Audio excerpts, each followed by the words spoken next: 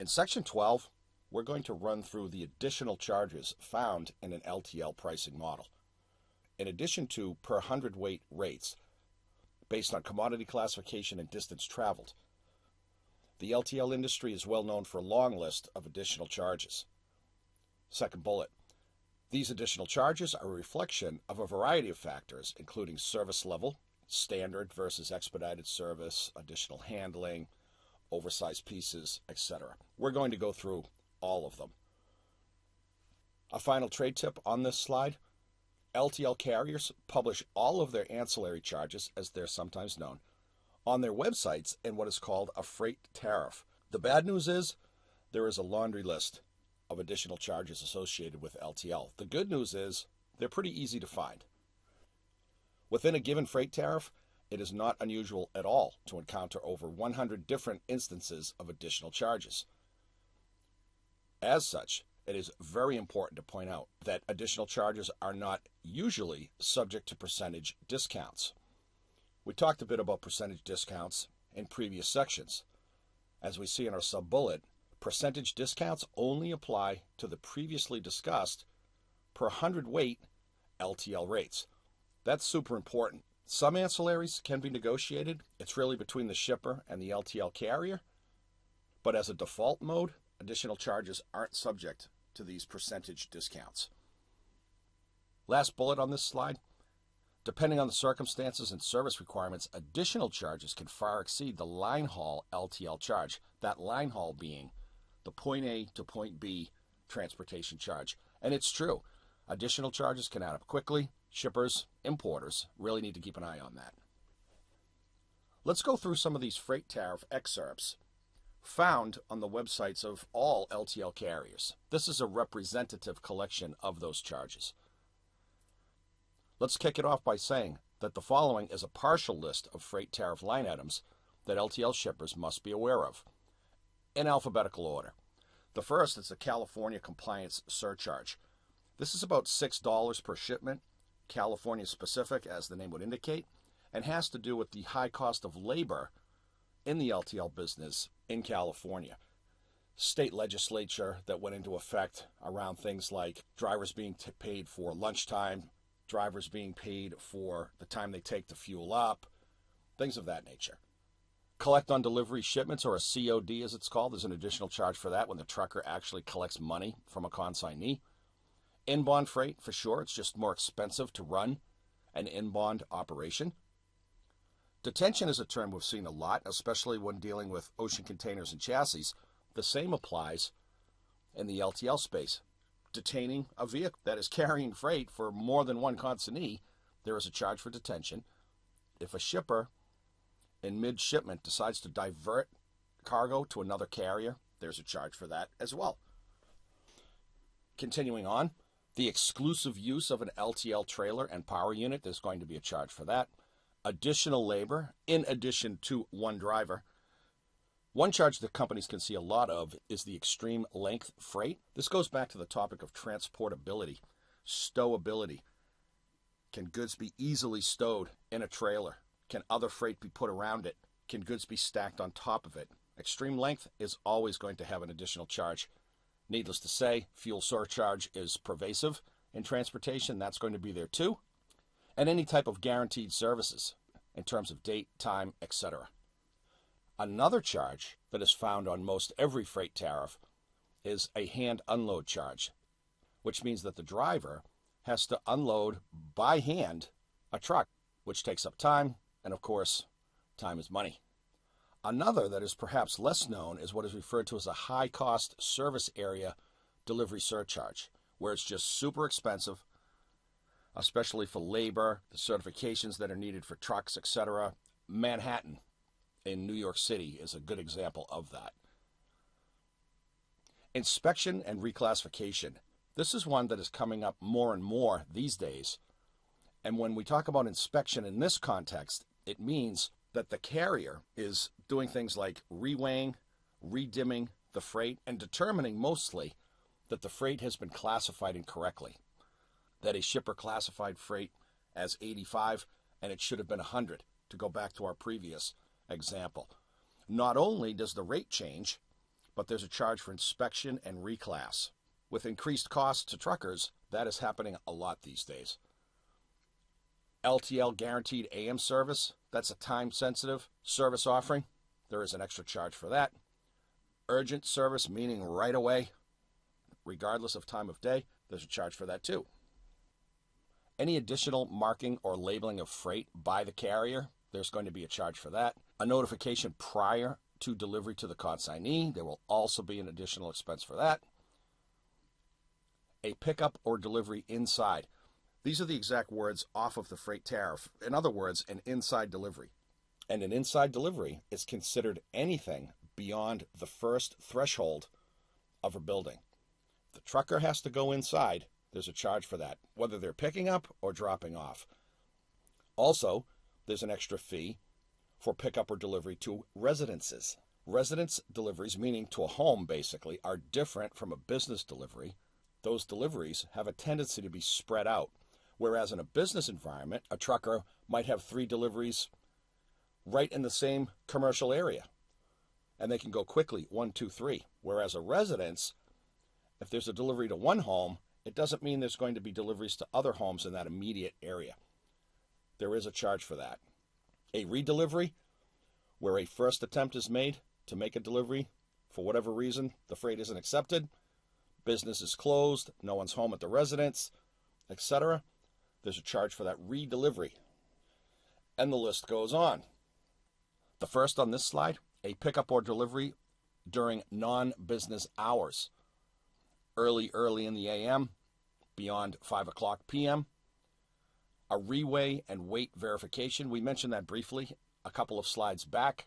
That's where the freight is literally reweighed. In an instance where the weight is greater than claimed by the shipper, there's not only an upcharge for the additional weight, there's a charge for reweighing the freight. That's what we're looking at here. They are two different things. Sorting and segregating of shipments, this is a big deal. Most LTL carriers prefer freight to be palletized. When goods are tendered loose in cartons and they need to be sorted or segregated, there's a charge for that. Trade show shipments are more expensive as well. That's typically a fancy way of saying there's an inside delivery into a trade show that might take some additional time, some additional effort. And then any freight that just simply can't be delivered. An attempt is made, freight can't be delivered, no one knows what to do with the freight, there's a charge for that. As we said, that was a partial list of charges that appear on freight tariffs from trucking companies. We also said that those tariffs are found on the LTL carrier's website. It is up to us, as importers, as shippers moving goods out into a domestic environment, to be aware of those tariffs, to understand what the charges are, who's responsible for them, and do our best to negotiate rates. Here, with our change of title in this slide, we're going to talk about contract versus spot rates in the LTL market. Many importers negotiate long-term agreements with LTL carriers, and sometimes they're longer than a year. Some agreements can include an automatic increase, for example, a base rate increase of 2% per year. That's to account for inflation more than anything. The length of the contract and automatic base rate increases are points of negotiation. It's not automatic. Second bullet, depending on the concentration of delivery zip codes, shippers can choose to use national versus regional LTL carriers. That just means if a shipper has a lot of business in the Pacific Northwest, there are lots of great regional carriers. They just focus on that region of the country. Conversely, there are a number of national carriers that have coverage, equipment, terminals, drivers, etc., across the entire nation. It's our job as importers, shippers out into a domestic environment, to know who these regional players are, know who the national players are, what are their strengths and weaknesses, and work with them accordingly. As such, last sub-bullet on this slide, it's not unusual for a shipper to work with carriers that cover only the southeastern U.S., we mentioned the Pacific Northwest, or other regional metropolitan areas.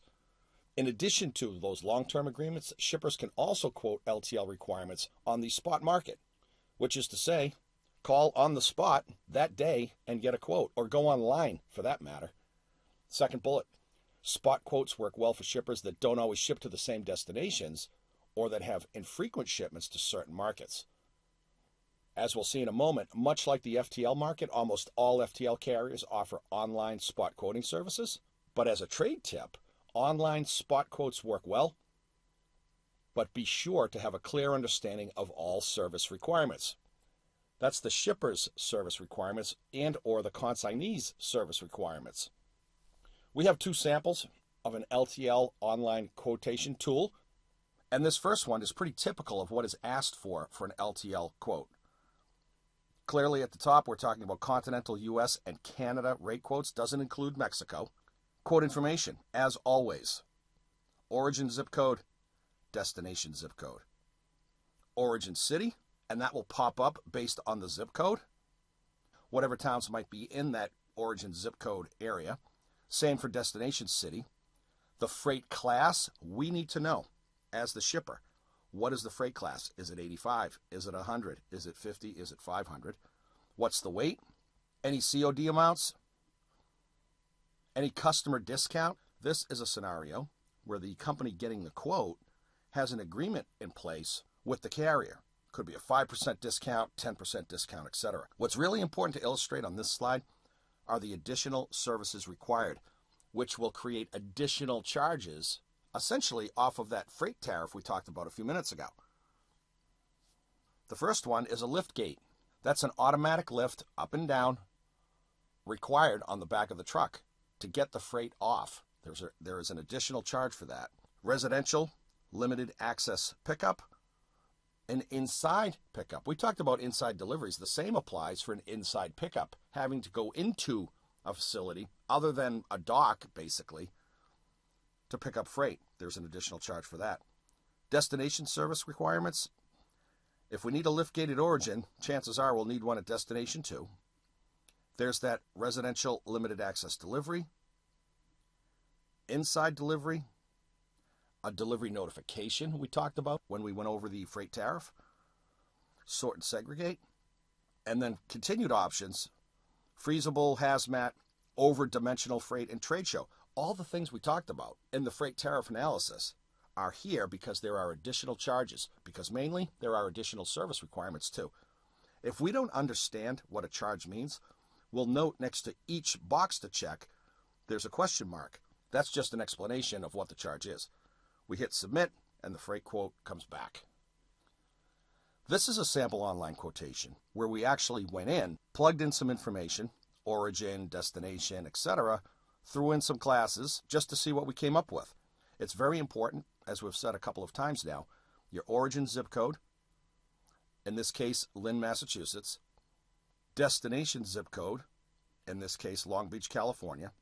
That's a good distance, about 3,000 miles actually, full name and address, and then item by freight class. We plugged in 85 and 150, somewhat voluminous cargo. We put in the individual weight of the Class 85 freight. This is important. You can't just put in the entire weight. It is weight by freight class. 2,500 for the 150 freight class for a total weight of 7,500 pounds. We had checked off things like lift gate at origin and destination, but we can see these other charges automatically coming in. Fuel surcharge. There's that California compliance charge. We said about $6. This is actually $9. That's pretty high, actually. Lift gate at origin, 50380. Lift gate at destination, 50380. We'll note the CWT notation. That's per hundredweight. Fuel surcharge at 24.1%. That's $2,700 just in fuel surcharge. One thing we will point out, very important, is that 65% discount, which works out to a discount of $20,906.92 off of the gross charge, as we see, of $32,164.50. This is really quite a good example because it illustrates everything we've been talking about, the importance of zip codes at origin destination, the importance of having the freight class, the weight by each freight class, understanding what all these other charges are, what the service requirements are, in this case lift gate at origin and destination. And then at the very bottom, just to be sure, we also clicked on standard service, which in this instance, from Massachusetts to California, 5 days. That's pretty good. This is a good comprehensive LTL online quotation tool. Okay, That's it on LTL. When we come back, we're going to move on to intermodal transportation, truck to rail to truck. See you soon.